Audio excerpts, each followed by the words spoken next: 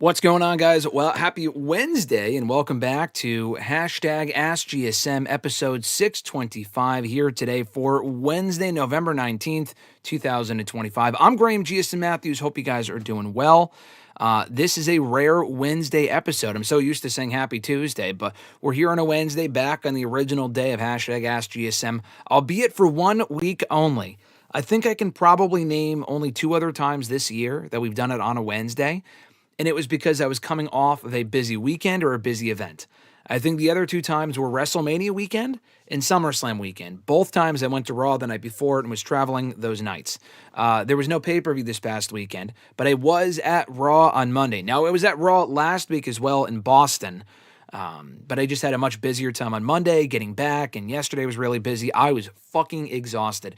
The travel for Monday was actually worse than Boston, because with Boston I was able to leave a bit later. It was just a drive away. For New York City, I never drive there from Connecticut. I always drive to the train station, but I also visited my grandparents. It was my father's birthday on Monday, so I saw him as well, as I was a bit busy beforehand. Then went to Raw on Monday, had to get into the city for around 6.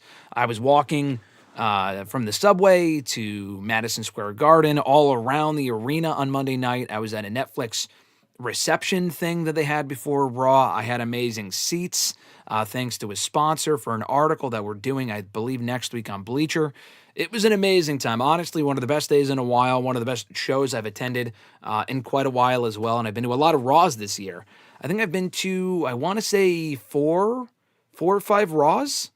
I was at the Raw after SummerSlam in Barclays. I was at Raw in Springfield back in September. I was at Raw last week and this week. And I was at Raw back in April, the night after WrestleMania. So I think I've been to 5 Raws this year and all of 0 SmackDowns. And we're probably going to keep it that way too. I have no desire to go to SmackDown. I've had a few opportunities. I've had 0 desire. I don't give a fuck about... I mean, SmackDown's not entirely terrible. I've seen the show worse in years past, but it has certainly also been better as well. But nonetheless, all of that to say, I was really tired yesterday, had a lot to catch up on. I still have a lot to catch up on. I have not watched NXT yet from last night, so I can't really comment on that. I still got to catch up on that. I had more work I got to do, more stuff to record, some announcements coming up here in a few moments. But I appreciate you guys tuning in here on a rare Wednesday, a lot later than I promised on the community tab yesterday. I said around 12 p.m. Eastern. I did not misspeak or mistype and meant to say Pacific time. It was meant to be Eastern time, but I was busy today as well before we got going here today, so we are here. We will be back at regular time tomorrow for WrestleRant Radio around noon with RJ, who is back. It was his birthday on Sunday. He was away last week in Louisville, OVW territory over there, but he will be back in WrestleRant Radio alongside yours truly tomorrow for full gear predictions. Also talking on the subject of AEW, the Tony Khan, Ariel Helwani interview that went live yesterday on Ariel's channel. A lot to say about that, as well as my on-site report from Raw on Monday, and a ton more. So stay tuned for that tomorrow, but we are here today for however long, answering your questions from Facebook, Twitter, and YouTube, and also here in the chat if you are joining us live. Be sure to like the video. Be sure to subscribe as well if you haven't already. I would greatly appreciate it. But if you drop a comment or a question in the chat, I will read it and answer it momentarily. But 2 quick things, or actually, let me go through the shout-outs and whatnot before I go through the 2 quick things, what you can look forward to here on the channel for next week. But shout out to our channel members: Alexis, Miss Maud Matthews, Dillon, DiGiacomo, Mrs. Renee, DJ Swerve1 at Swerve1 on IG, Mr. Marceau at RJ_Marceau on X, John Ritland, Real Honest Youth, John Ritland on YouTube. Check out his content. He is quickly approaching over 300 movies that he has seen in 2025, which is unbelievable. I'm sure we'll have him back here on the channel at some point later this year, if not early next year, to review all the movies that we've seen and watched and enjoyed and disliked and whatnot. Anyway, Richie, Red Planet Wrestling here on YouTube. Check out his content. Also does great work. And last but not least, Average Grunt. Follow him over on Blue Sky at gruntwrestling.bluesky.social. $5 a month gets you shout-outs at the beginning and end of every single live stream that we do here on the channel. You also get top billing on hashtag AskGSM and WrestleRant Radio for your comments, questions, and topics. You get to unlock access to emojis and badges here in the live chats for these fine live streams that we do every typically Tuesdays and Thursdays, including the Love Ziggler emoji. Dolph Ziggler, Love Ziggler, what have you. He was back on Monday. I don't know who the fuck Dolph Ziggler is, but I know who Love Ziggler is. And we saw him back in rare form on Monday night. You also get early and ad-free access to certain videos here on the channel and so much more. So if you would be so kind, please check out becoming a WrestleRant All Access Pass channel. Remember, more information on that down below in the description box. In addition to the link to purchase a shirt from our Pro Wrestling Tees store, we have a Black Friday sale coming up, I'm sure, next week on ProWrestlingTees.com. We have a regular WrestleRant shirt, which celebrates 15 years this month. I have had WrestleRant.com for 15 years, which is insane. Check that out right now over at ProWrestlingTees.com. We also have a Halloween shirt and a Christmas shirt, so shop early. If you get a t-shirt, I will shout you out here on the show. I will, whatever you want. So let me know, and I would greatly appreciate that. But like I said earlier, if you want to like this video and subscribe, all support is greatly appreciated. If you want to send that a question to the show for me to answer here on the show, guaranteed as to whether you can join us live or not, you can tweet me on the Twitter machine over on X at WrestleRant with the hashtag AskGSM. Find me on Facebook as well, facebook.com/Graham.gsm.Matthews. I usually put up the post on Monday nights. Drop your question on the post, if not on the wall itself. And last but certainly not least, drop your question down below in the comment section on this very video after it's done processing and after we're done being live, of course. I'll include your question in next week's edition. But like I said, if you are joining us live, I will answer your question here live on the show momentarily before we get into these scheduled questions. And I haven't even put the scheduled questions into a document. That is how busy I've been for the last few days, so I'm just going to be reading them off of the YouTube video from last week, the Twitter post, and on Facebook. So stay tuned for that momentarily. Two quick things I do want to announce here. One, so I mentioned that I was at Raw on Monday. I was at Raw last Monday in Boston. I was at Bound for Glory last month with Mr. Marceau in Lowell. This Saturday, I will be at Full Gear. So I'm running the fucking gauntlet of all the promotions. They've just all been close, and I haven't been to an AEW show specifically in over a year. Not because I don't want to, they just haven't really been close. I know tonight they're in Boston. I'm not fucking going back to Boston after just being there last week, but tonight's Dynamite should be good. I'm going to be there at Full Gear coming up on Saturday, so that will be my first Full Gear show ever. My first AEW pay-per-view since World's End in 2023 in Long Island. So I look forward to that. I will be there on Saturday. I will also be at the post-show press conference. So if you watch that, WWE doesn't do them anymore, but it will be the AEW one coming up on Saturday. So stay tuned for that. Second thing I want to make known here, I want to announce, most likely next week here on the channel, we will be dropping an interview that I just conducted right before going live here for this video, and which is why we're going live at 3, not at fucking noon, because I had to prepare for the interview, get the questions ready, and all this other sort of stuff.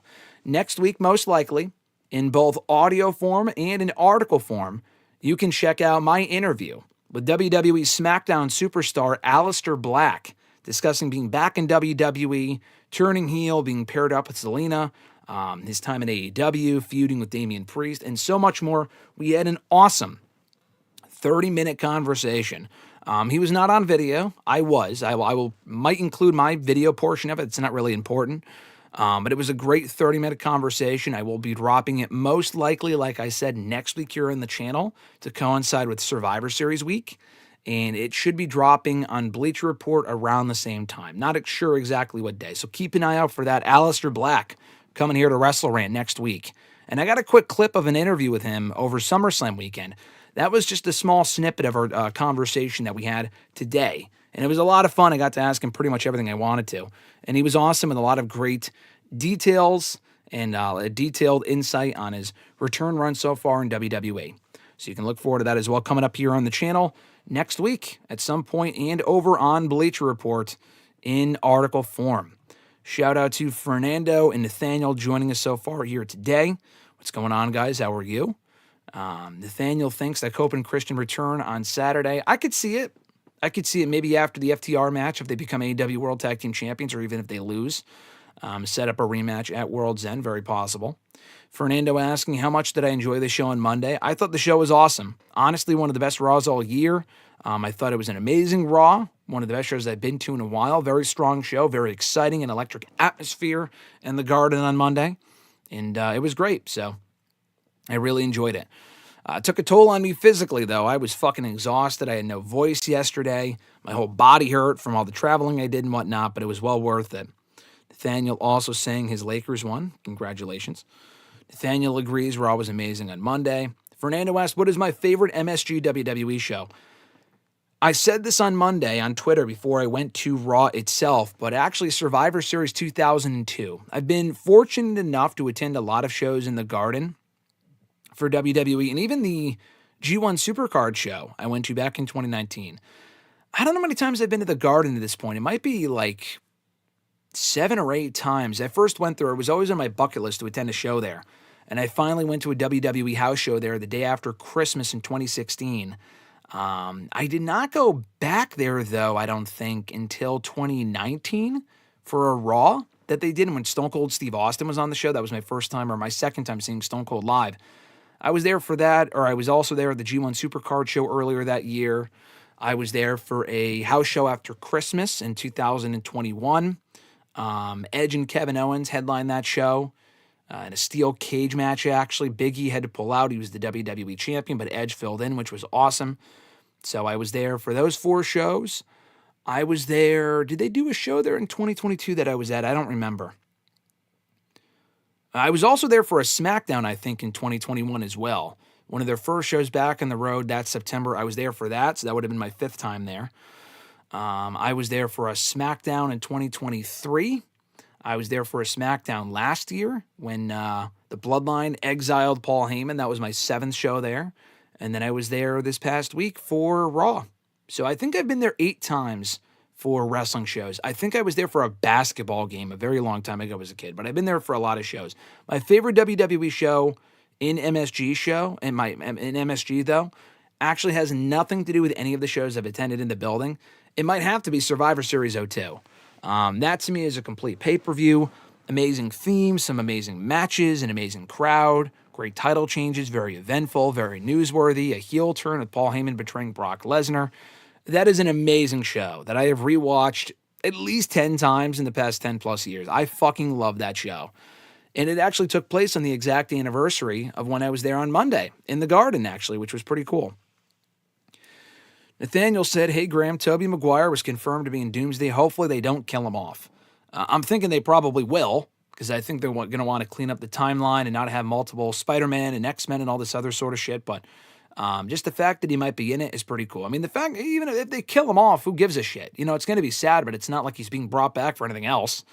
It's not like they're doing Spider-Man 4 with Sam Raimi as the director, so might as well kill him off. Favorite match from MSG might be the same answer as the first one. As far as Survivor Series 02, I would go that first Elimination Chamber show, or that first Elimination Chamber match. Might be my favorite MSG match. Stranger Things is next week. That is true. It's dropping on Wednesday. Don't think I'll be watching it Wednesday. I'll probably be busy that day. But it is dropping that day. And they're dropping, I think, 3 or 4 episodes too. So I doubt I'll get through it in one sitting. It'll probably take me at least a week to get through all the entire first batch of episodes. But I am looking forward to it though.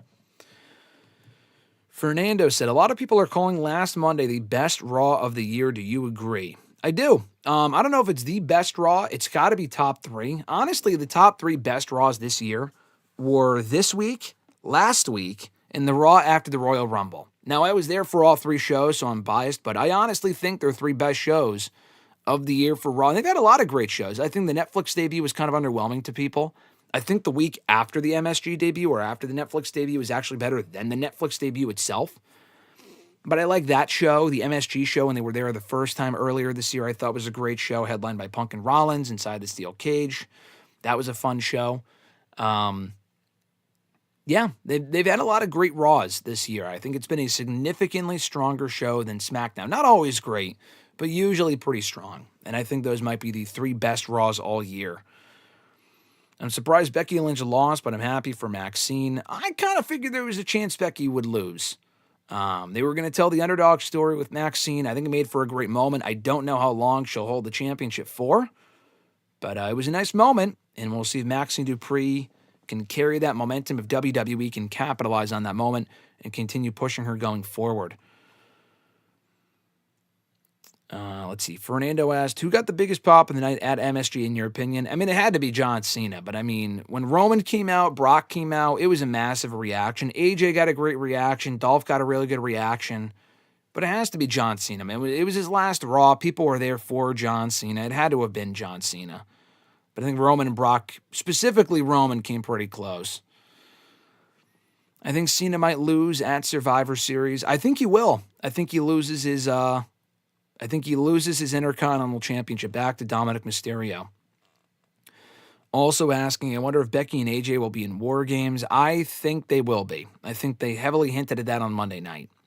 Fernando asked, where do you rank the booking decision TNA made to lose the championship or to take the championship from Mike Santana last weekend among the other poor booking decisions TNA has made in the past? It was definitely among their worst decision in recent years, one of their worst decisions in recent years. All time, I can't say it was like the dumbest booking decision ever. TNA, literally the term LOL TNA came from them making so many stupid fucking decisions, not really early on in their existence, but like by the late 2000s, early 2010s, they made far worse booking decisions. Even by moving the show to Monday nights permanently was way worse than that. I mean, that wasn't really a booking decision necessarily, but they've made worse decisions. It was still pretty fucking dumb though. And I mean, I still think having Santana lose at Slammiversary was stupid. I think this was worse because they gave him a belt. They gave him the belt for a month, and that was his first appearance officially as the TNA World Champion, and he fucking lost. So yeah, it was pretty dumb. What would I do with Maxine if I had the book? I would just continue booking her like a underdog champion. Her reign does not need to last long. I think to put the belt back on Becky would be a waste. I think Becky's had an amazing year. I would not put the belt back on Becky. I would have Maxine hold it for maybe a month or two. It doesn't really necessarily have to be long, like I said. I think the person she should drop that championship to is Roxanne Perez. I think we should get Liv Morgan and Roxanne. That's a very logical feud to do when Liv Morgan's ready to return. Liv Morgan might not be a babyface immediately, but she will be a babyface soon after returning. And that's a match. That's a logical match to do. You don't have to have the Intercontinental Championship for the women on the line there, but I think it would make it more meaningful. And Roxanne, if she's not going to get a run as the Women's World Champion anytime soon, which I don't foresee happening, then her going after the Women's Intercontinental Championship to me makes more sense.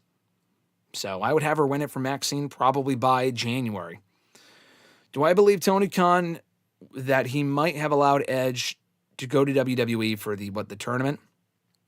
You rephrased your question when you said, do you believe Tony Khan that he would have allowed Edge to go to WWE for one more match versus Cena? He never said that he would allow that. He just said that WWE, when asked by Ariel, had they contacted him for one more match, like for Edge to be in the tournament, he just said they didn't contact him. I don't think he ever said that he would have allowed it, or even that he would have considered it. He probably would say publicly that he would have considered it. But I mean, if WWE's not willing to play ball with them, why the fuck would they want to play ball with WWE? And what would even be a worthy trade? I mean, this is the same company that did not allow Sting to go to Lex Luger's WWE Hall of Fame induction. And I don't think WWE even asked. I mean, Tony Khan should have allowed him to, and I think he would have. But I don't think WWE even asked. So, yeah, I don't know. I don't really think the Edge thing was ever going to happen. If it were to happen for a one-off match, AEW would need someone in return. And also, Edge was not fucking beating John Cena. I don't think. I don't think they would have allowed an AEW guy to go in there to WWE and beat one of their guys. I doubt it, even though they have a lot of history dating back 2 decades. I think it would have been more likely that John Cena just beat him if that were to happen in an alternate universe. So what's the trade there? AJ Styles going to AEW for one match and losing. Cody Rhodes going there and losing. That was not fucking happening. And if that wasn't going to happen, AEW would not have allowed it. Because why would they? What did they gain out of that? They had fucking Dolph Ziggler and Zack Ryder in there as their WWE names, not even their AEW names, or their indie names, TNA names, whatever. They had them in there as Zack Ryder and Matt Cardona and made no fucking mention of them being with TNA currently. They will in NXT. They won't on the main roster. It's very fucking weird. So, that was never going to happen. Nathaniel said, I think Toby is 50. Wow, that's crazy. It's way too late for Spider-Man 4, and some people are saying that Toby will join Doctor Doom's team. Is Doctor Doom getting a team together? I mean, is that what they're planning? Do I think Becky wins the belt back? No, like I said. Anytime soon? No. Could she? Yes. Do I think she should? No. I would put the belt on Roxanne Perez next, in my opinion. Fernando said, do I like Charlotte being conflicted about teaming with Rhea? I do. I think it makes storyline sense. I think they went back on it too quickly. They told that story Friday and immediately put Charlotte back on the team by Monday. So I think they could have waited another few days.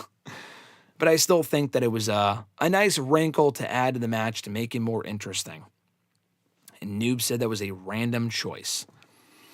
All right, so let's get to these scheduled questions here. Like I said, we're going live at a weird time. A lot of people are not available, so I don't think this stream will be as long as it normally is. But if you have any comments or questions, put them in the chat. I will get back to them when I'm done with these scheduled questions, and then we'll go from there. So I have not done the document as far as putting this stuff together and organizing it. I have to go back and do that. So apologies if my questions here are unorganized. But the first question comes from Fresh Fly from YouTube. The headline question for today's video. WWE has been announcing Cena as the last real champion. Do you think WWE would book John Cena to go over in his final match and take the IC title and retire it? Retire the IC championship? I knew you said you wanted to have John Cena. Maybe he would win his final match. I think that might be more possible. Should he retire the Intercontinental Championship? Absolutely fucking not. I think that'd be ridiculously dumb. I think to even have him lose, like to leave with the IC Championship, even if they don't retire the title, would be stupid. I think he should absolutely lose it, and I think there's no point in running back Dom and Cena, which I'm not even really fond on, to be honest. I said this last week. I don't think they should waste Cena's final few appearances on someone he already faced. The Dom match was fresh when they first did it, but then they're using 3 of his final 4 matches on Dominic Mysterio, which I think Dom is great. I would not have done that personally. But anyway, I do think Dom gets the belt back at Survivor Series. They're in San Diego. I feel like they would boo, honestly, if John Cena won again. So I would put the belt back on Dom there. Will John Cena win his final match, though? You know, if he loses to Dom, would he really go in there and lose again in December? I think he does. It kind of depends on who he faces, though. You look at the current tournament, and of everyone that's advanced and everyone that could advance, there really isn't anyone that John Cena should be beating. I don't think we get John Cena and Sheamus. I think we got them teaming on Monday's Raw because they are not facing each other in John Cena's final match. If he were to face Sheamus, if the Intercontinental Championship were on the line, Sheamus would absolutely have to fucking win. If it's just them, then that would be fine, but it's not like Sheamus is one of Cena's greatest rivals. Far from it. They have good chemistry, but he's not among Cena's greatest rivals ever. I would not do that for the final match, although there's a better chance of that happening than Cena and Rusev again. I don't see that happening. I don't see Cena facing LA Knight, which would be nice. I don't see it happening. Carmelo Hayes would be great. Not happening. I think it will be Gunther. I think it's going to be Gunther. And if Cena faces Gunther, Gunther has to fucking win. There is no universe in which Cena should be beating Gunther at this stage in time, especially for his final match. I think that'd be a waste. Jordan B. asking, what are your early predictions on who is going to join Stephanie McMahon in the 2026 Hall of Fame? Mine are, he said, John Cena as the headliner, Demolition Victoria, Miss Elizabeth, Bam Bam Bigelow, and William Regal. I love all of those choices. You are not inducting all of them. They typically have 5 people, maybe 6. You have 7 there if you include Stephanie. We already know Stephanie's being inducted. There were rumors and reports this week that John Cena is kind of already locked in to headline next year's class. Next year's class should not be headlined by fucking Stephanie McMahon. I'm sorry. That would be ridiculous. So I think John Cena makes sense. Get him while he's free. If he's not filming a movie in April, might as well get him now. You don't want to run into the whole fucking Rock situation or the Batista situation. If it's not Cena, then Batista. It's got to be one of the two. The Batista thing has taken way too long, but nonetheless, Cena as the headliner makes sense. Then Stephanie, Demolition absolutely should be in the Hall of Fame. Between Victoria and Miss Elizabeth, I would like to see them both in there. I think they should induct Miss Elizabeth first. The fact that she's not in is ridiculous. It might be her family, though. Her family might not want her in. And I think that might be why they've haven't inducted her yet. So if we can have more than one female, I feel like they only usually have one female which is dumb. They can have more than that if necessary. I would have it be Cyndi Lauper. Cyndi Lauper should absolutely be in the WWE Hall of Fame. Bam Bam Bigelow, definitely, and William Regal I like. So honestly, I agree with your whole class. I've said other names before. I don't really remember what I would have said in the past. I could see it being someone fucking random as well. Who that would be, I'm not sure. I'd have to really think about it, but I like your class, though. Jordan B., also from YouTube, said, what are some positive things that you have to say about WWE CW? So the WWE version of ECW. I think it did a nice job for all of its faults, for as much as it lost the original identity of what ECW was supposed to stand for. I do think the newer version of ECW, which I actually enjoyed for the time that I watched it, which was only like a year and a half before it ended, it did a nice job of spotlighting new names. ECW was where CM Punk debuted and won the ECW championship. ECW was where Sheamus debuted, and he was off the show within 6 months and on the Raw roster, but he debuted on ECW first. He was not on Raw initially. He was on ECW first. So, CM Punk got his start on ECW. Sheamus got his start on ECW. Zack Ryder, that was where he repackaged himself as the Zack Ryder that we saw return on SmackDown last week. He first came back as the Ultimate Broski on ECW first in 2009. John Morrison became John Morrison on ECW and really boosted his stock as a single star in 2007 when he won the ECW championship. Bobby Lashley got a big run there back in 06, 07.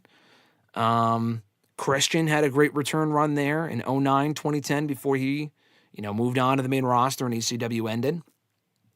William Regal got some time to shine on that show in the latter years of his career. A lot of people got their start on ECW. I'm trying to think of who else. I know Yoshitatsu debuted on that show, Tyler Rex. There were a number of other names as well. The Miz really kind of found his footing, I would say, on ECW as opposed to SmackDown. Kane became a world champion again, 10 years removed from his WWE title win on ECW in 08. So, I think ECW had a lot of, did a lot of nice things as far as spotlighting some old timers and like some names that needed a rehab run. And then it also did a nice job of introducing some new names. Now, it wasn't really about the hardcore wrestling at that point. It was far removed from what it was supposed to be. But as far as giving people an opportunity to shine in a platform to kind of build their stock back up on, I think ECW did a really good job of that, honestly, in its final few years. It was basically what NXT is now. It was a merging of what NXT is now and also, it was like basically FCW televised. Anyone from FCW they thought had potential, they put on that show. Now, there were a lot of names that did not pan out. I mentioned Tyler Rex and Yoshitatsu. Fucking DJ Gabriel was on that show. Kevin Thorne was on that show. I liked D'Angelo De Niro, Elijah Burke, but he was gone pretty quickly. Marcus Corvan was great, but he was gone pretty quickly. So there were a lot of failures on that show as well. But for the people they got right, it was fun, and it was successful as far as that goes. Fresh Fly said, with this being the season of gratitude, what are 3 things you're grateful for? What is that? Chris Van Vliet's burner there asking me that question? But anyway, 3 things I'm grateful for. Family, Alexis, you guys, my career. I mean, I guess there's a lot of things I'm grateful for, but my health, I guess any one of those things, that's more than 3, but I'm grateful for each and every one of you and how far we've come and the opportunities I've been afforded. Having Alexis by my side through it all and a lot else and many other people that have been a part of the journey and that have made a lot of this possible. So that's more than 3, but that's my best answer for you.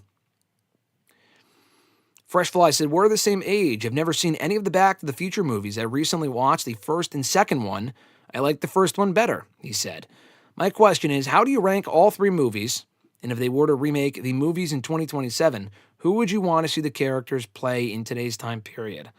How do I rank the movies? I rank them all kind of together because I kind of constituted as one story. But literally, how do I rank the 3 installments? 2, 1, then 3. To me, that's the most popular ranking. I think a lot of people would agree with that. I feel like 3 is always last. 3 is still great, but it's not 1 or 2. And to me, my number 2 is my favorite. I would hope they don't remake them. I've said that before. To remake the movies would be incredibly fucking stupid. That would be an absolute waste. I hope they don't do that.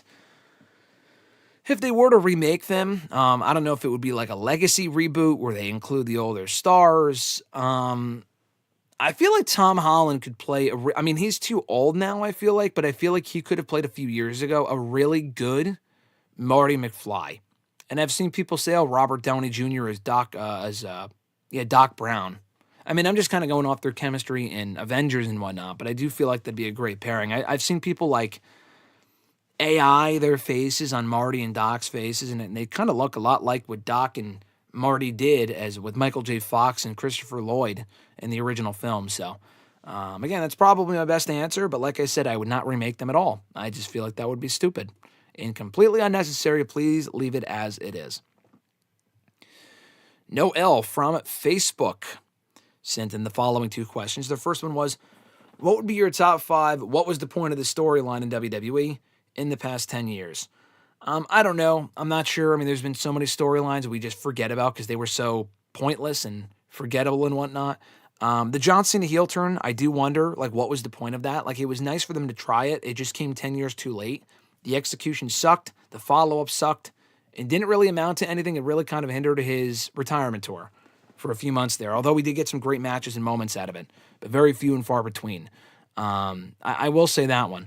For your second question, do you see Rey Mysterio costing Dom the Intercontinental Championship at Survivor Series against Cena or becoming the special ref for the match as a twist? No, I don't think Rey needs to be the ref.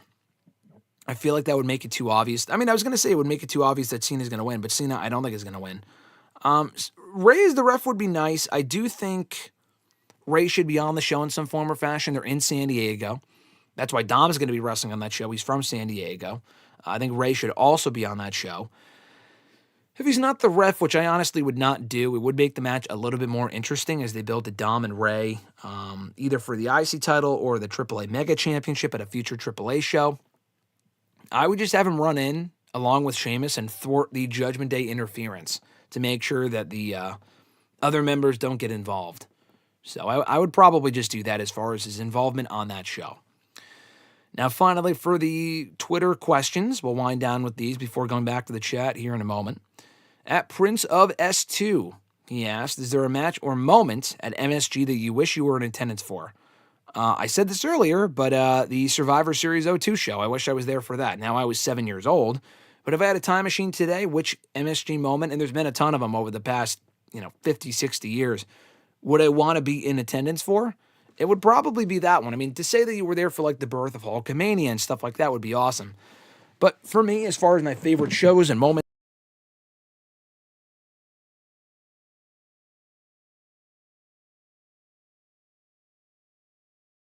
if you have any issues hearing me, please let me know. I may have fucked up the audio. It unplugged. I unplugged it by accident. So if you can't hear me all that well, please let me know. But I'm pretty sure we're back live here and we're okay.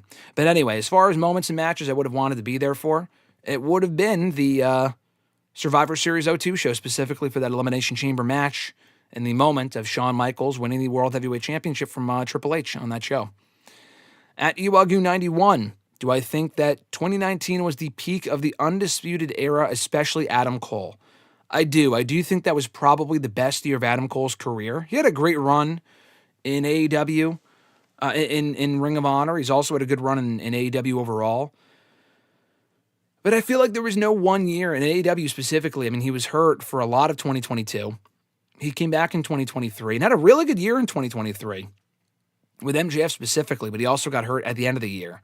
And then he was out for most of 2024, and he's been hurt now since All In. So he's been hurt a lot in AEW, and his career might be over, unfortunately. But I think his best overall year would have to be 2019. 2017, he had a great year in Ring of Honor and in 2018 as well in NXT. But 2019, he had those amazing series of matches with Johnny Gargano. He had a lot of great championship defenses on TV with Finn Balor and Matt Riddle, among other people. So yeah, he had a really, really good run that year. And Undisputed Era specifically, I mean, they were around for 3.5 years, which is insane.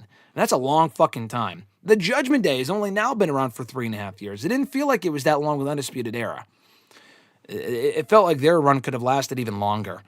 But that was probably their peak. I mean, when Cole won the NXT Championship, that was around the time they all won gold.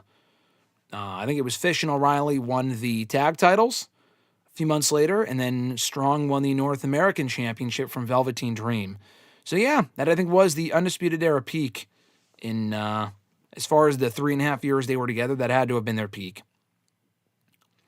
On the subject of Undisputed Era, he also asked, continuing about Undisputed Era, if Triple H had been booking the main roster before 2022, would the stable have obtained the success there, or would they have obtained success there, with Adam Cole potentially becoming WWE Champion, since the Universal title would have still spent the rest of his existence with Roman Reigns as champion? So he's asking if Triple H was running the show before 2022, would they have been successful on the main roster? Under Triple H, they would have had a far better chance than under Vince. I don't think Adam Cole, even with Triple H, would have been a world champion. I don't. I just feel like even in 2020, 2021, or whenever they would have been called up, I feel like there still would be a ceiling. I feel like we're seeing that now with Carmelo Hayes. Now, I think Carmelo is amazing. I feel like Adam Cole might have more world championship potential than Carmelo, but Carmelo isn't even close to the world title. He could be, and hopefully at one point will be. But like based on his booking, they just have so many talented people. And even back in 2020, 2019, like you have to think, along with Undisputed Era, there were a lot of people on the roster at that point that Triple H would have booked a lot better than Vince. I mean, that was when you still had Aleister Black and Johnny Gargano, Velveteen Dream, among other people. Had he not kind of fucked himself over? I don't know if Adam Cole would have been WWE Champion. Honestly, I'm not sure he would have been. I don't even know if Roman Reigns would have won the Universal Championship and turned heel the way that he did. So there's a lot of what ifs. Do I think they would have been successful on the main roster? Yes. As successful as they were in NXT? No. NXT was a much smaller pond, and they were bigger fish there, like in Ring of Honor. Do I think that Cole or anyone in the group would have been a world champion? No. Do I think Cole could have been a mid-card champion or an upper mid-card guy? Yes. At Iwagu's last question here. Your thoughts on Hulk Hogan's final wrestling appearance being him getting massively jeered by the crowd on the first Raw on Netflix? I mean, it was sad. It was sad and fitting, though. I mean, the guy deserved it. It wasn't just like, oh, he's supporting Trump, like, let's boo him. I mean, that was a factor, but it's also just all for all the shit that he's said over the years and just him kind of being a disingenuous human being.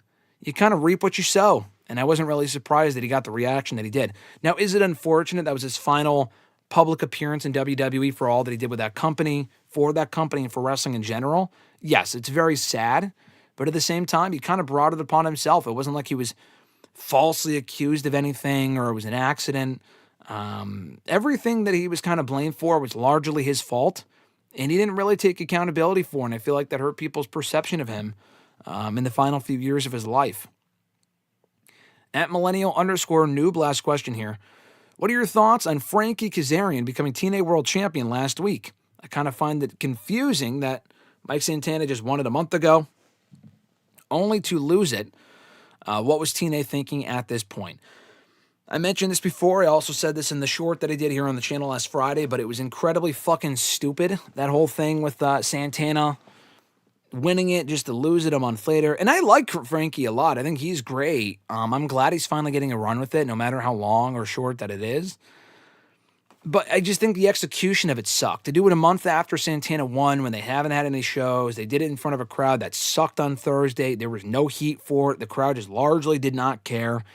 And then they tried to claim that Santana wasn't, he wasn't showing up to the building, which was entirely a work, and they tried to play it off as a shoe. That was kind of distasteful. I don't know. The whole thing was kind of just fucked up. And hopefully they can kind of regain that momentum. At this point, I just would rather see Santana in NXT.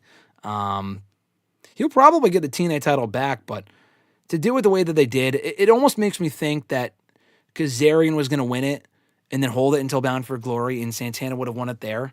And they're giving the title to Kazarian now because they had to give it to Trick Williams when they did, to kind of build up the angle that they did. And this is kind of their make good. But I'm glad Kazarian is champion. I just think the execution sucked.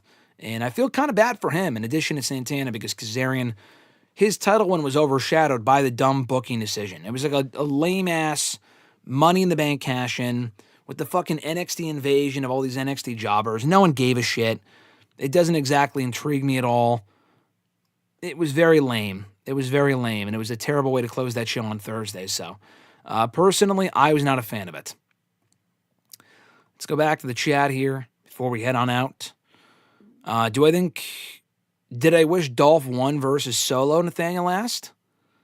I would have preferred it. I really don't care about Solo being in this tournament, but I mean, he's not a WWE guy. He is from WWE, but he's not under contract to WWE. And honestly, it would not be a Dolph Ziggler match unless he was fucking losing. I mean, that's been the tale of his career for the last at least 10 plus years.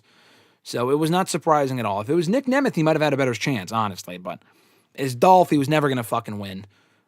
It would have been nice to see him win, especially since we know Solo is not winning this tournament. And whoever Solo faces in the next round, Dolph would have gotten a better match out of that person than Solo will. So again, just my opinion. Have I been to Yankee Stadium? Fernando asked. No, I have not. I don't think so. I almost got that John Cena Yankee shirt on Monday, the shirt that he was wearing. I didn't have a chance to. I might end up getting the Boston shirt instead, the Celtic shirt that he wore last week on Raw. But no, I've not been to Yankee Stadium. I've been to Fenway a few times. I've been to Met Stadium a bunch. I've been to the Tiger Stadium in Detroit. I've been to the Guardians Stadium / the Indian Stadium in Cleveland a few years ago. So I've been to those 4. I've been to the Toronto Blue Jays Stadium as a kid. I think I went to a Baltimore, not Ravens game. I don't remember. I went to a game in Baltimore. I don't know if it was... Is Ravens the baseball team? I don't remember, but I think I went to a baseball game in Baltimore as well. So I know I've been to those stadiums. As far as baseball stadiums, I've been to a handful. Tom talks rubbish. What's going on, my man? He said, thanks for being awesome. I appreciate that, Tom. Hope you're doing well. Fernando said, can you see Joe Hendry winning the WWE Championship or the World Championship? I would be shocked. I think Joe Hendry could be popular enough on the main roster, but as a World Championship competitor, I mean, we've seen stranger things and not just the show.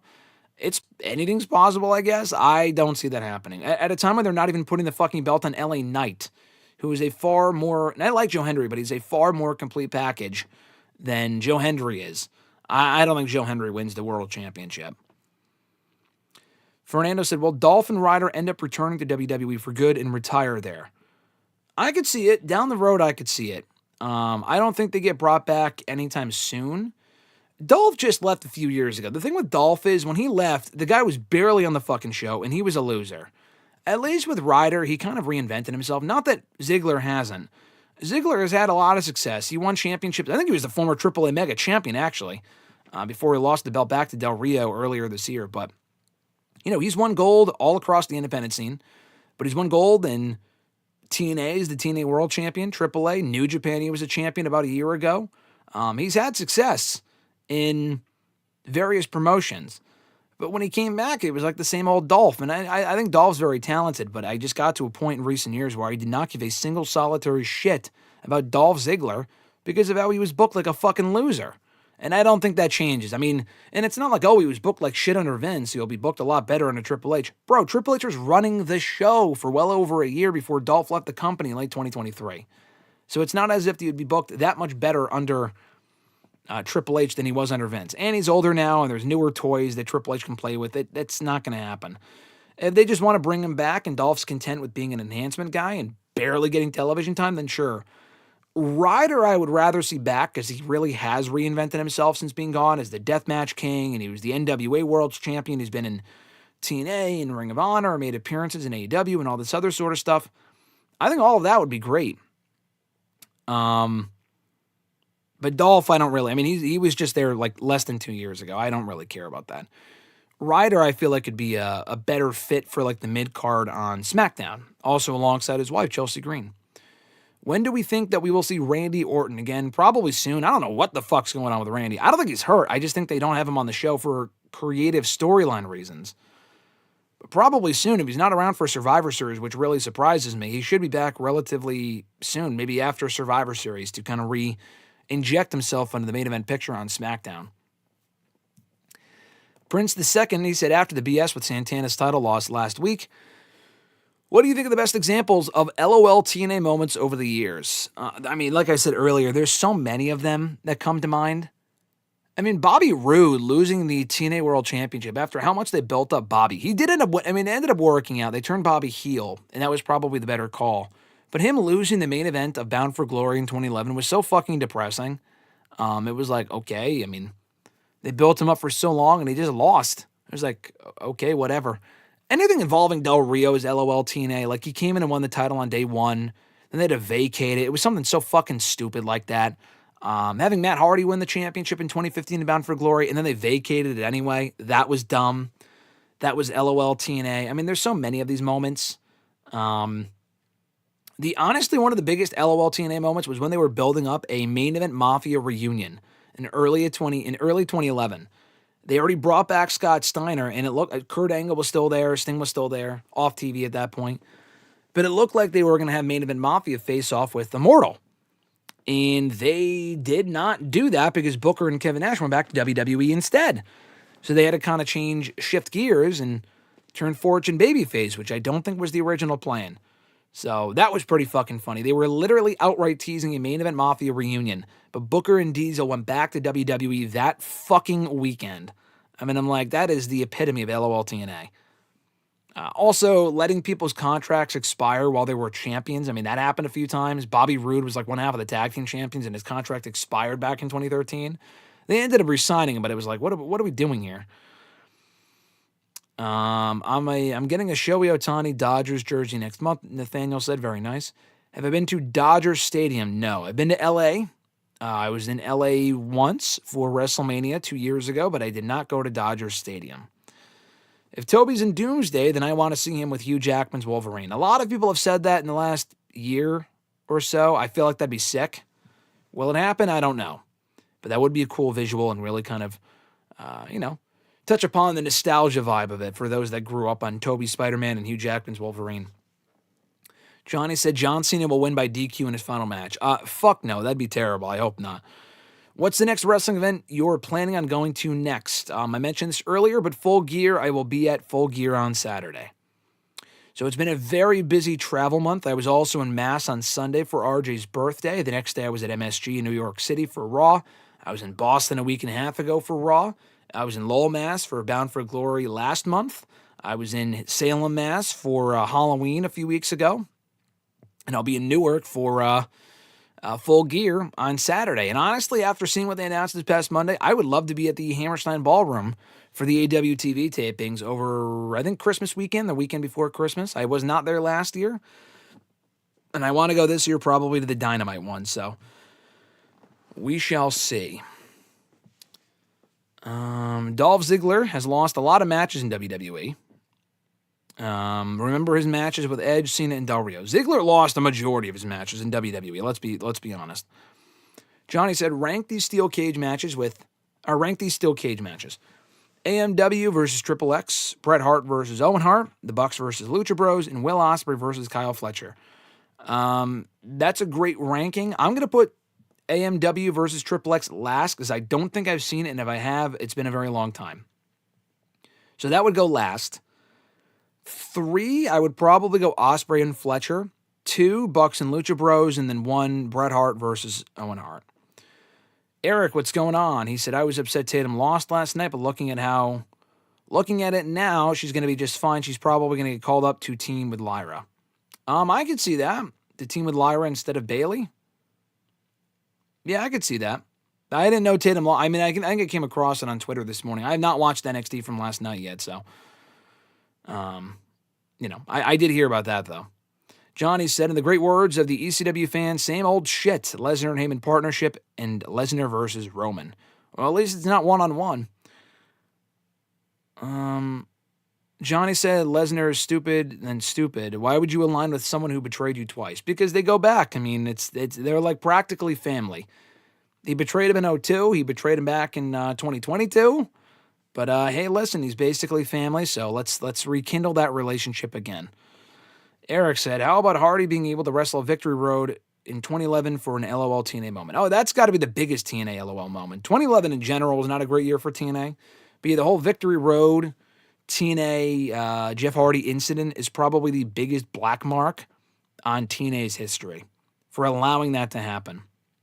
To the point where it was even acknowledged and they aired footage of it in his the Hardy Boys 24 documentary on the network years ago.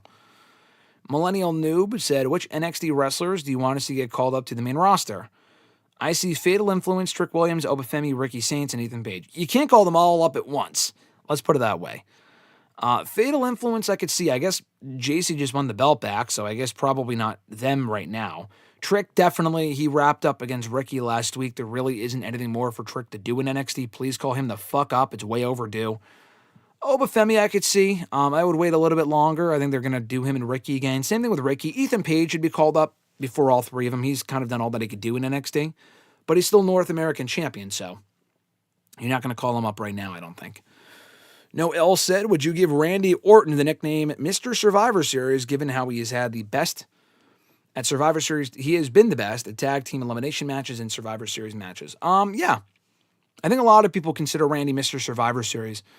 I mean, he had that great streak of elimination matches from 03 to 05. He was in elimination matches in 06. I remember that.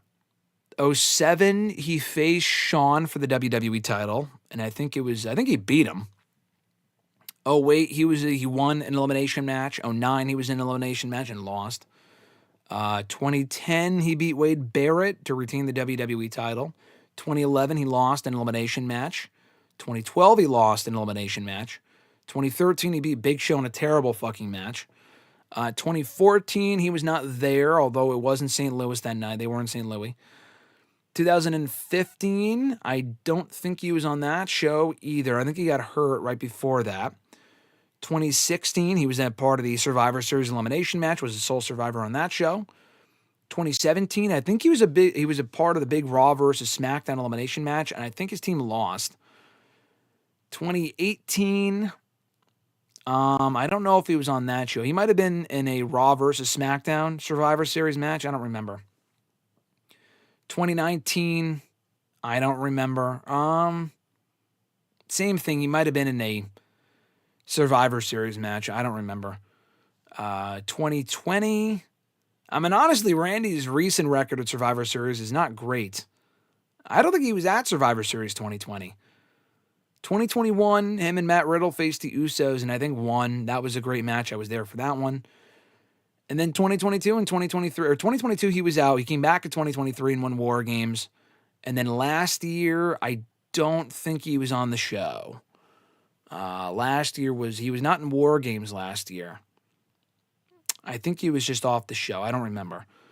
But yeah, I mean, he hasn't had that many amazing matches at Survivor Series. He's just been a part of a lot of elimination matches and then won War Games. But yeah, I don't really know who else you would put in that category for Mr. Survivor Series. So we'll say it's Randy Orton. James Storm should have been the one to beat Rude for the TNA title. In 2012, I agree. Austin Aries winning it was still a great moment, but I do agree it should have been James Storm at Bound for Glory. Johnny said, better OMG moment, Darby Allin going through the pane of glass or going through the flaming tables?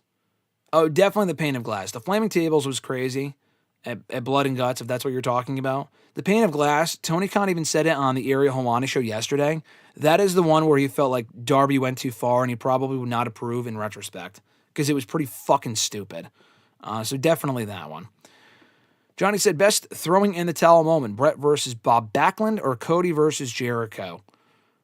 I mean, more memorable is Brett versus Bob, but the match itself was not great. I think Cody and Jericho was a much better match, and it also led to MJF turning on Cody Rhodes and setting up that match. So I'm going to say better moment, Jericho and Cody.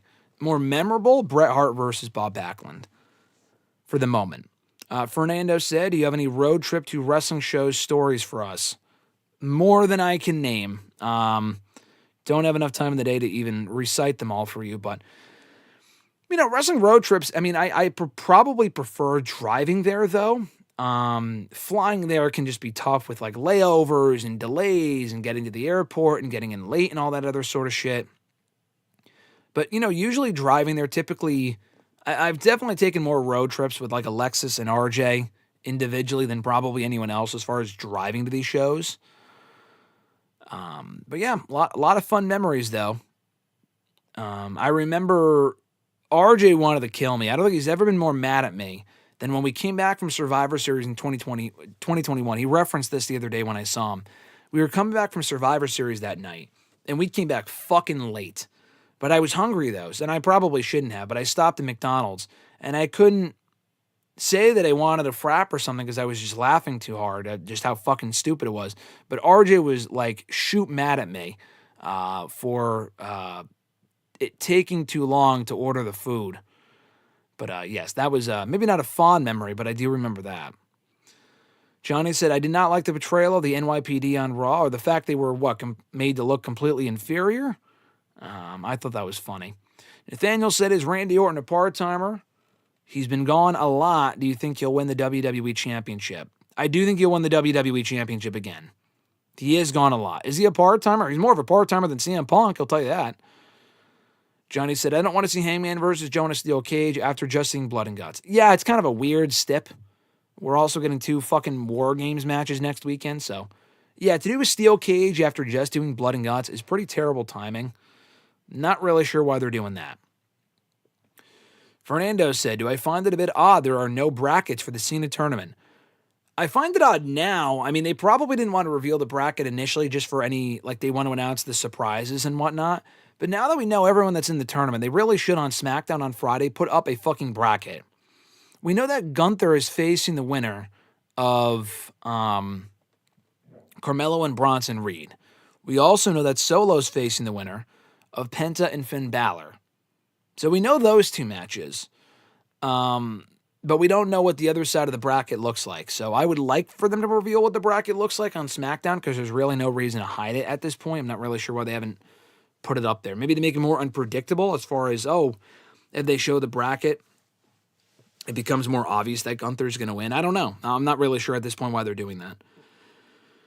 Do I think I've been enjoying the story between Ciampa and Dragunov? I like it. It's something different. Keeps them both busy. It's the most, they've done with Ciampa and Gargano in a while. So when we get the match, they're actually adding a story to it.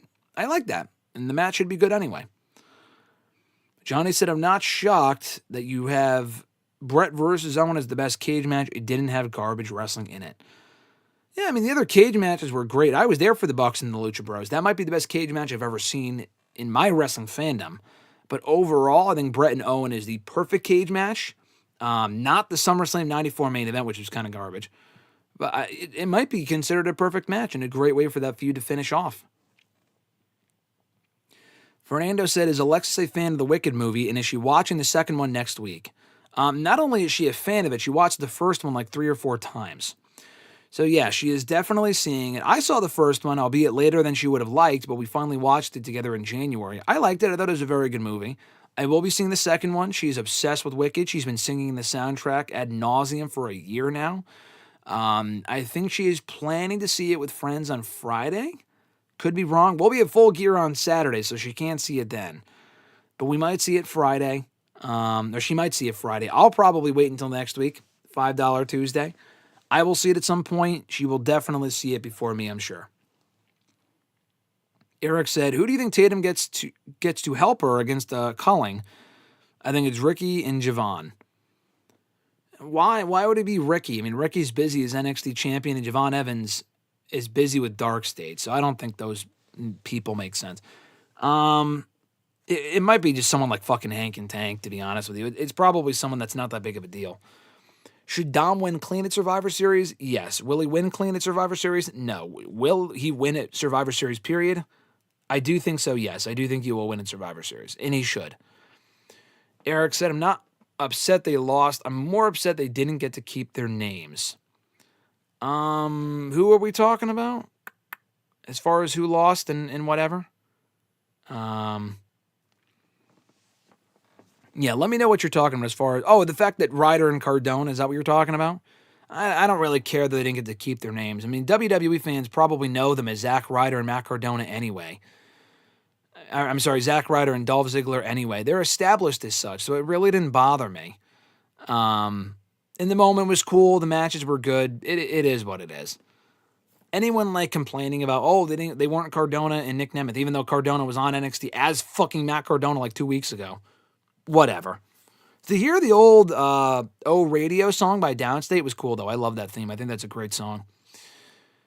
Anyway, Richie, what's going on, brother? He said, howdy, y'all. Richie, glad to see you. We will be wrapping up here momentarily. We went live a lot later than originally expected, but we will be wrapping up here soon. I already went through the scheduled questions. This will be a shorter stream than usual. I promise we'll be back to normal here for hashtag next Tuesday, answering your questions around noon Eastern. Tomorrow's WrestleRant Radio will be happening around noon on Thursday, Eastern Time. That will not change. I've already confirmed it with Mr. Marceau. That should not be changed. Richie, I love the Love Ziggler emojis in the chat there. Very fitting after what we saw on Monday. Love Ziggler lives. Came back on Monday. And if you don't know what Love Ziggler stands for, then you have been missing out here on the streams. Everyone should know what Love Ziggler stands for. How can you not? No 24-hour stream, unfortunately not. I'd be fucking dead here in 5 minutes if that was the case. Another time, perhaps, Richie. I know we've batted around the idea before, but we will be back. I mean, it is almost a 24-hour stream. We're going to be wrapping up here soon, but we will be live again tomorrow. So you get a double dose of me today and tomorrow. Usually it's Tuesdays and Thursdays, so there is that. Johnny said, Avengers Infinity War might be my most watched movie. I've seen that movie a fuck ton too. I don't know if what I've seen more, Infinity War or Endgame. I've definitely seen Infinity War like probably 6 to 9 times. I saw it in theaters, I want to say 5 times, 4 or 5 times. And then I watched it the next year before Endgame. I saw it again in 2020, and I watched it again recently, a few months ago, with a family member that had not seen it before. So I've seen it a bunch. I've seen Endgame. I think I saw that in theaters like 6 times. I saw it again in 2020 and again recently, like I said. So my most watched movie ever, I mean, it might be Back to the Future. I've seen that a lot. I don't know what it would be. But Infinity War and Endgame would be up there, though. Eric asked, have you seen Now You See Me, Now You Don't? I have not, but I am planning to. Yesterday would have been the day because the movie came out on Friday. Like I said, I'm a sucker for a $5 Tuesday discount. But like I said, if I was not streaming yesterday, I certainly was not seeing a movie. I was fucking busy and tired and in pain after traveling on Monday. So, yeah, I will probably see it. I would like to see it soon. I caught up on the first 2 a few years ago. They were recommended to me a long time ago when they came out. I did not watch them until 2 years ago. I will see the third one. I don't know if I'll wait till next Tuesday, though, because I'm probably seeing Wicked for Good next Tuesday. So I might have to wait to see Now You See Me, Now You Don't until like December, until after Thanksgiving. But we'll see. I would like to see it soon, though. Noob said, I think men's War Games is heating up, especially having the police involved. I thought that angle that closed Raw was great. I thought that was an amazing ending to Raw on Monday, and they definitely made me more excited for men's War Games than I was before. I'll give them credit for that. Richie said, I would 100% join you for an attempt at a 24-hour stream. I love it. I need all the help I can get. So, Richie, I co-sign you on that. I would love the help. I think it would help me quite a bit to have you join me for that. Eric said, if you were to pick your dream active 5-person team for a traditional team, men's and women's, one has to be NXT. Oh, I have no idea. I think what they're doing with men's War Games this year, it makes no storyline sense. But it's like a dream team, honestly. I mean, to have Cody, Punk, Jay, having Cena in there instead of Jimmy Uso, I think would be better. Roman, all on one team is pretty fucking crazy. So I would just stick with what we have. You got Brock in there, Braun Breaker. It's pretty crazy shit. I'm surprised the Running Man flopped at the box office, Fernando said. I heard of the movie. I didn't know if it was great or bad or whatever. I'm not surprised. It's not a big blockbuster, so I'm not exactly shocked it flopped. But is it the Glenn Powell movie? I don't know if his stock is like completely over now, like Sydney Sweeney's stock has fallen in recent years. But if it's good, I'll go watch it. I kind of need to be if I need to hear enough good things about a certain movie, then I'll go see it. Frankenstein is on Netflix. I heard some good things about that movie, so I might actually watch that. It's not in theaters, so it's easier to watch on like a random Wednesday or something at night. Johnny said, my favorite moment in Endgame was when Steve said, Avengers Assemble. Probably me too. That moment was amazing. Gave me goosebumps as much then as it does now. Every time I watch it. Fernando said, have you seen and enjoyed Predator Badlands? Yes, I did end up watching it last Tuesday. I said that last week here on the show that I would probably see it last Tuesday night. I did. I like the movie a lot. I thought it was one of the better Predator movies that I've seen. It was better than 2. It was better than Predators, which I liked. It was better than Predator in 2018. That sucked. It wasn't the best Predator movie, but it was still pretty good. I enjoyed it. I gave it 4 out of 5 stars. Really liked the movie. Richie asked, which is more iconic, Avengers Assemble or It's Morbin Time? Totally, It's Morbin Time. That was incredible. The whole movie was a fucking surreal cinematic experience where I think Alexis and I saw the movie not when it was out originally. It came out over Mania weekend, 38 weekend in 2022. So we were away. I almost batted around the idea of seeing Morbius while we were in Texas for Mania weekend, and we didn't. And then it was out of theaters pretty fucking quickly because the movie sucked. But they put it back in theaters in early June. And I'm like, okay, this is our chance to go see it. And we just so happened to see it on a Tuesday where I think school had just gotten out for like the high schoolers and shit in the area. So it was a big like high school, maybe they were graduating or they were younger high schoolers. I don't know, but it was a very meme-tastic crowd where they were laughing and cheering at everything that was outrageously awful in that movie. To the point when the movie was over, they gave it a standing ovation. It was one of the best cinematic experiences I think I've ever seen. Fernando said, have I seen Welcome to Derry episode 4? Marge got what she deserved. Don't betray your friends in high school. Yeah, no, Marge comes across, I mean, I know, like, she's doing it to fit in, but she's still like, okay, she kind of got what was coming to her after how she treated Lily is her name, her friend.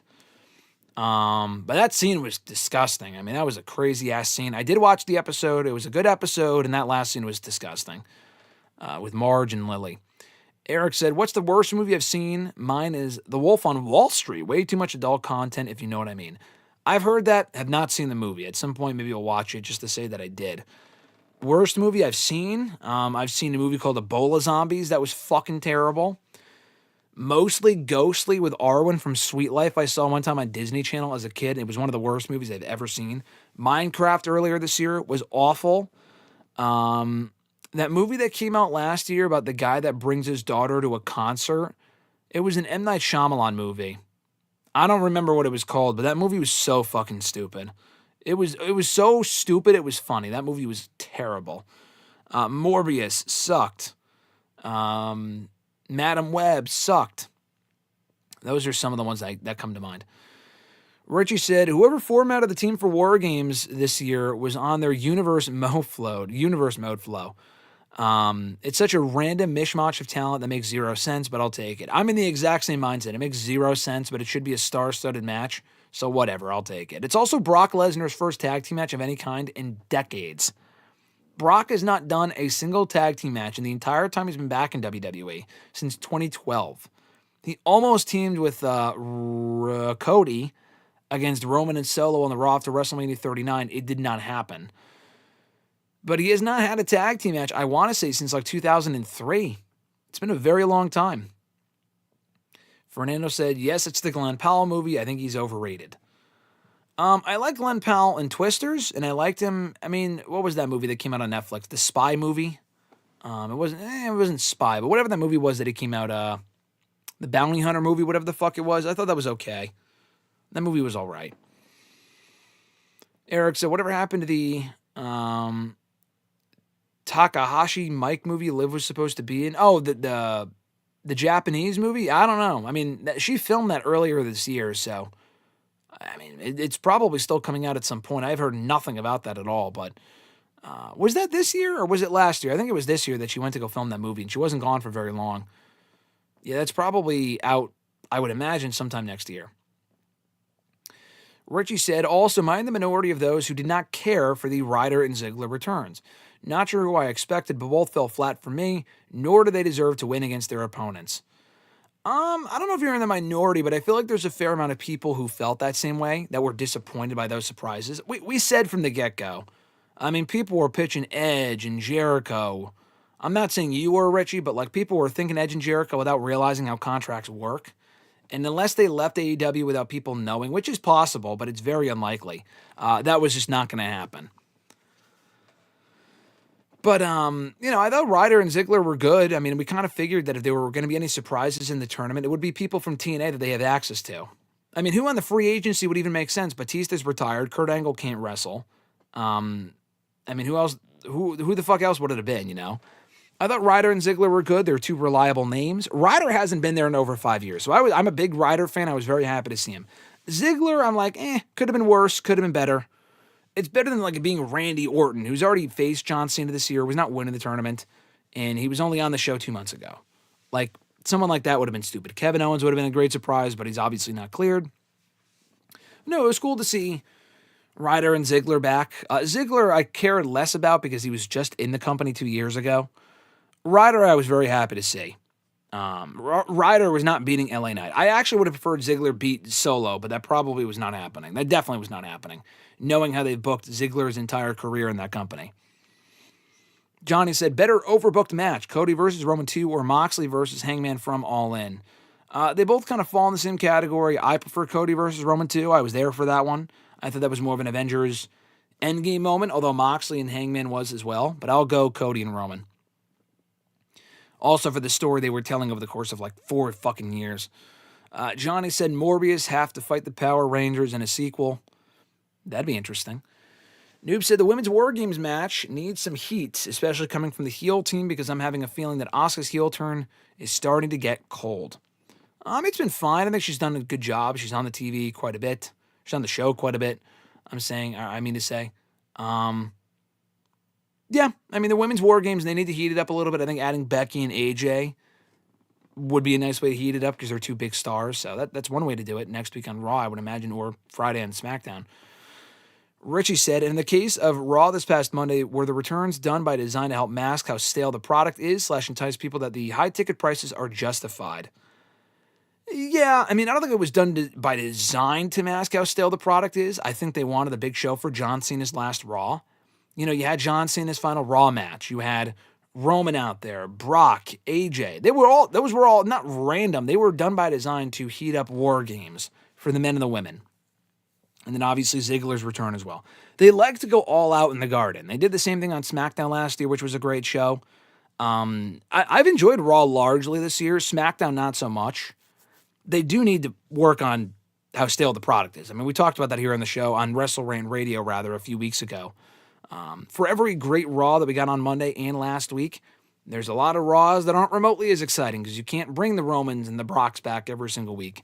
At the end of the day, you have to tell good stories and produce solid, compelling shows, and we don't have that a lot of the times. So hopefully they can produce some good shows coming out of Monday. Am I confident they will? No. But I am looking forward to Survivor Series.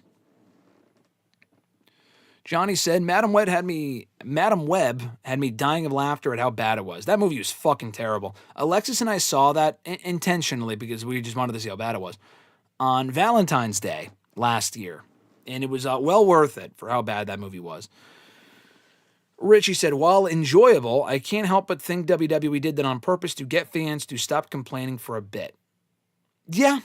No, I could see it. Maybe stop complaining for a few days, but they'll go back to shitting on the company when they realize how bad SmackDown is on Friday, especially when it goes to back to being 3 hours in a month and a half. Yeah, Trap, that's what it was called. That movie was so absurd, but I had so much fun with it. Yeah, we had fun with it too because of how fucking terrible it was. It made no sense. That movie was garbage. I think people actually thought it was good, though. That's the thing. We had fun with it we saw it in the theater over SummerSlam weekend in Cleveland last year, and it was so fucking stupid that we enjoyed it. But yeah, that movie was ass. Yeah, M. Night shit, yeah. Fernando said the adult content with Margot Robbie are my favorite scenes in Wolf on Wall Street. I've heard there's a lot of that shit in that movie. Like I said, I'll probably watch it, maybe just for research purposes, but I would like to say that I saw it, so I don't exactly have high hopes. I feel like I'll watch it and I'll feel, I feel like I will question why people like it so much, and I will probably say it's overrated. Star Wars or Star Trek? Easily Star Wars, no doubt, Johnny. I have never seen anything Star Trek in my life. I love Star Wars, though. Yes, M. Night Shyamalan's daughter is in that movie as well, Fernando, and she is an awful actress. She sucked. Do I enjoy yams? I don't know what you mean by that, but let's say maybe. I think Tony only signed Alex Windsor to keep Will Ospreay happy. No, I think he likes Alex Windsor. She's a good worker, but she hasn't really done much since wrapping up her feud with Mercedes, which isn't really surprising. Johnny said, thoughts on SmackDown going back to 3 hours and AEW doing more 3-hour Dynamites. I hate them both. The SmackDown one is worse because SmackDown has sucked for a large part of the year, and now they're going to make it worse with 3-hour SmackDowns. I mean, the 3-hour SmackDown experiment, we already saw that earlier this year for 6 months, and it was awful. The show was terrible. So, yeah, I'm not a fan. Not a fan at all. AEW doing more 3-hour Dynamites, I think, is stupid. I know they're doing it so they can do 1 hour of Collision, and then another hour of Collision is the pre-show before the pay-per-views that weekend. I get it. Still not a fan. 3 hours is too fucking long for a wrestling show. Now, they do it a lot less occasionally. They do it a lot less often. So I will say that is a plus. The shows aren't unbearable, but they really don't need to be 3 hours unless it's like a big special show, which a lot of the times it's not. Which War Games should main event? I've said before the women, but now that we're almost here to Survivor Series, it should be the men. With the men, they've added the men's War Games. It's got to be the men. The women's match will be great, I think, but I think the men's War Games is more stacked. It's got to be that match. Noob said, WWE is now in a post-Avengers Endgame period. They have been, yeah. Avengers Endgame was WrestleMania 40. They are in their post-WrestleMania 40 Avengers Endgame period. They have been since Mania 40 last year. Nathaniel said, I'm glad they didn't make a sequel for Madam Web and people thought Andrew Garfield was in it. Yeah, that would have been awful to drag Andrew Garfield in that steaming pile of shit. That would have been terrible. Yeah, glad there's no sequel. I'm not sure if there was going to be a sequel. Kind of seemed like there might be based on the ending of that movie, but that movie was terrible. So I'm glad they scrapped the whole Sony Spider-Verse. Kind of makes you wonder what was the point in the first place, but whatever. Those movies were terrible. I like the Venom movies, but they weren't amazing. They're like basically the Titanic compared to Craven and Morbius and Madam Web, but on their own, they're not like amazing. Would I watch a 4-hour movie in theaters? Probably not. I'm skeptical to even see 3-hour movies in theaters. I saw Endgame. That was well worth it. I'm probably going to see Avatar just for the Doomsday trailer, to be honest. I'm not going to pay a ticket and then leave after the trailer's over, so I'll probably stay for the movie. 3 hours and 20 minutes is fucking absurd. A 4-hour movie is just nonsensical. Like there was that Martin Scorsese movie, Killers in the Flower Moon or whatever it was called a few years ago. I think that was like 3.5 hours. We didn't see that in theaters. I waited to watch that until it was on Apple TV. I'm not fucking seeing that in theaters. No thanks. Hopefully Sydney Sweeney is in the next 2 Avengers movies. I don't know if people would enjoy that too much. She probably doesn't need to be. They have enough people as it is, and she's not the greatest actress. Let's put it that way. Nathaniel said, are you excited for Five Nights at Freddy's 2? I wouldn't say I'm excited, but I'm looking forward to it. We'll probably rewatch the original tonight, actually. Because as it gets closer to Thanksgiving and Christmas, we're probably not going to have time. But Alexis really wants to see it the day the movie comes out on December 5th. So she's a big FNAF fan, as they call it. And I like the first one. And I'm looking forward to the second one. Excited, I wouldn't say I'm excited, but I am looking forward to watching it. Fernando said WWE is the only business that loves to force its customers to do things most of them do not want to do, like watching 3 hours of SmackDown. Yeah, the 3-hour SmackDowns are just stupid. I mean, it doesn't help. It really doesn't have a lot of benefits at all. It only benefits WWE to be making more money off the commercials and stuff like that. But, it's funny because they did the 3-hour SmackDowns and it was awful, and they know that people didn't like it, and now they're going back to it anyway. It's comical to me. Am I looking forward to Gremlins 3? Again, same thing. I'm not looking forward to it necessarily, but I will see it. My old roommate from college, one of my best friends, is a massive, massive, massive Gremlins fan. I did not see the first movie until I watched it with him over a decade ago, but I've seen the first one a few times, and the second one's all right. I will watch the third one. I like the show on HBO Max that came out with it. My friend also told me to watch that, and I like that too. It's an animated show, but I think I will be seated for Gremlins 3. Sadie Sink could be Mayday Parker. I've heard that. That's definitely possible. I hear Sydney Sweeney's going to win an Oscar and Emmy for the Christie movie. Probably not. I heard that movie was just not great. I mean, it wasn't terrible, but it bombed comically. Richie said, Sydney Sweeney can play Jean Grey and wear nothing but American Eagle clothing throughout the film. Yeah, if you want to stir a controversy, why not?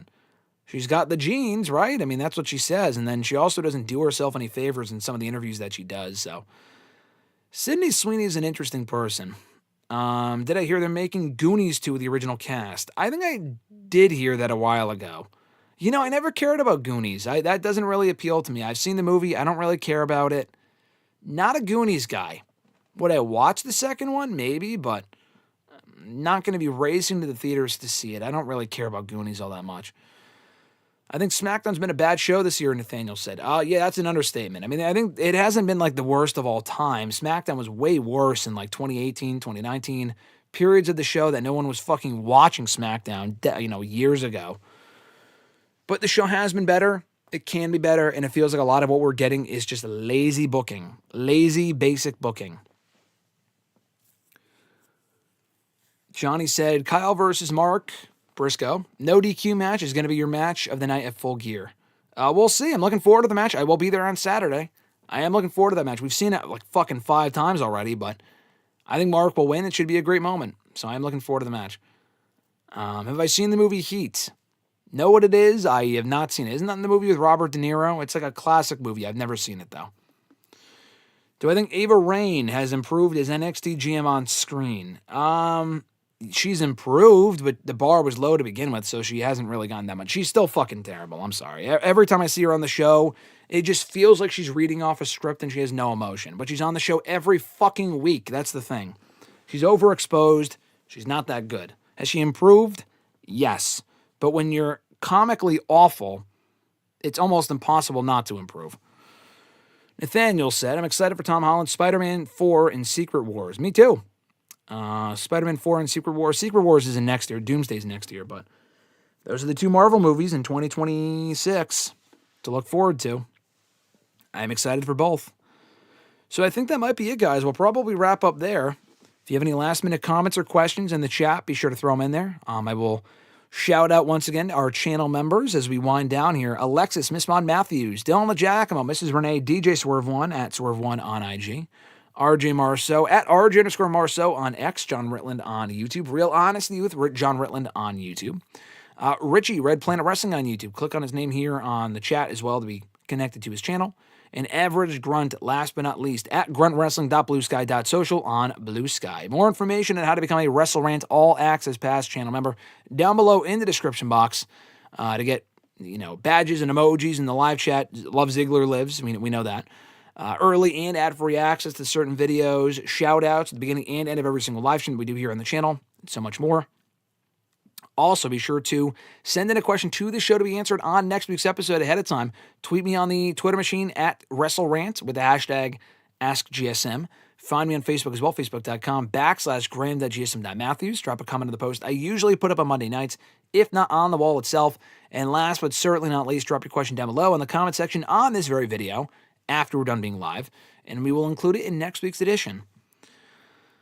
And also, if you're here still, be sure to like the video and subscribe. I appreciate all the support. Whether you're watching live or after the fact, I appreciate you guys tuning in, sending in questions, sending in comments. It's always appreciated. So be sure to like the video on your way out. It does help the video. The best match with a terrible ending, honestly, maybe Roman and Cody in recent memory for Mania 30. That match was amazing, but that finish was terrible. That's got to be up there. Nathaniel said, I'm not sure Tom Holland is in Doomsday, but Toby is. He'll be in Secret Wars. Yeah, I don't think Tom Holland's in Doomsday. I'd be surprised. I think they'll hold off on him until Secret Wars. I don't think he's in Doomsday and then his own movie and then Secret Wars. I think he's just not in Doomsday. I don't really think he needs to be. Fernando said, who will be a bigger star in the main roster between Obafemi, Ricky Saints, and Trick Williams? Absolutely Obafemi. I think the order of success is Obafemi, Trick Williams, and then Ricky Saints. I love all three. They're all awesome. That is how I see it playing out, though.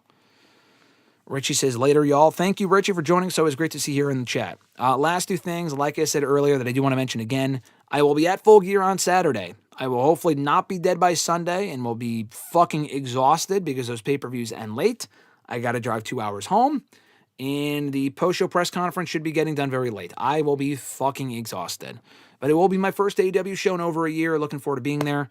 Keep an eye out for me in the post-show press conference on their socials after the show.